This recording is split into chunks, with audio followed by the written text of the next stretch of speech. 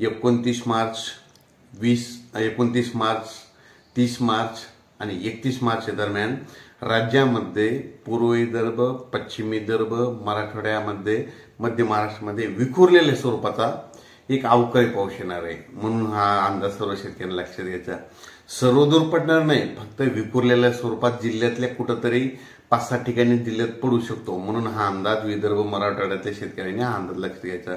29 मार्च, 30 मार्च आणि 31 मार्च दरम्यान कोकणपट्टी दरम्यान देखील थोड्या काही भागामध्ये पाऊस असणार आहे, म्हणून ही अंदाज लक्षात घ्यायचा।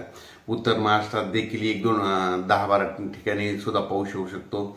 अवकाळीचा सर्व दूर नाही म्हणून एवढं घाबरायची काही कारण नाही। मध्य महाराष्ट्रात देखील पाऊस येणार आहे, विखुरलेल्या स्वरूपाचा असणार आहे, म्हणून हे अंदाज लक्षात घ्यायचा। त्याच्यानंतर मराठवाड्यातल्या शेतकऱ्यांनी देखील लक्षात घ्यायचं की परभणी जिल्हा झाला, बीड जिल्हा झालं, उस्मानाबाद, तसेच नंतर लातूर जिल्ह्यामध्ये सर्वदूर पडणार नाही। जिल्ह्यात एखाद्या 10-12 ठिकाणी पाऊस पडेल, म्हणून हा अंदाज लक्षात घ्यायचा। त्याच्यानंतर पूर्व विदर्भात आणि पश्चिम विदर्भात थोडं पावसाचं प्रमाण जास्त राहणार आहे, म्हणून खास करून पूर्व विदर्भातल्या शेतकऱ्यांनी ज्यांचा कांदा काढणी चालू त्यांनी थोडी काळजी घ्यायची, कारण की पूर्व विदर्भ आणि पश्चिम विदर्भामधल्या जिल्ह्यामध्ये थोडं जास्त प्रमाणात पावसाचं अवकाळी पाऊस असणार आहे, म्हणून हा अंदाज लक्षात घ्यायचा। पण राज्यात हा सर्वदूर पाऊस पडणारच नाही, फक्त विखुरलेल्या स्वरूपात आहे म्हणून हा अंदाज लक्षात घ्या।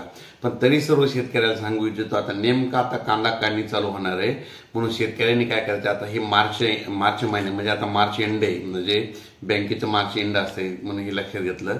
पण आता जे एप्रिल महिना लागेल, तर ज्यांचा कांदा काढणी चालू आहे तर त्या शेतकऱ्यांनी काय करा, 5 एप्रिलच्या अगोदर तुम्ही तुमचा कांदा झाकून ठेवा, कारण की राज्यामध्ये 6, 7, 8 दरम्यान परत एक अवकाळीचं पाऊस असणार आहे। पण तो ह्या पावसापेक्षा थोडं त्याचं प्रमाण जास्त असणार आहे, म्हणून हा अंदाज लक्षात घ्यायचा। त्याचा मेसेज नंतर देण्यात येईल, परंतु शेतकऱ्यांनी एक माहीत असावं म्हणून राज्यात 5 एप्रिलच्या अगोदर तुम्ही तुमचा कांदा झाकून ठेवा, हे देखील सगळ्यांना लक्षात घ्यायचं। पण आता हे जे उद्या 29, 30 आणि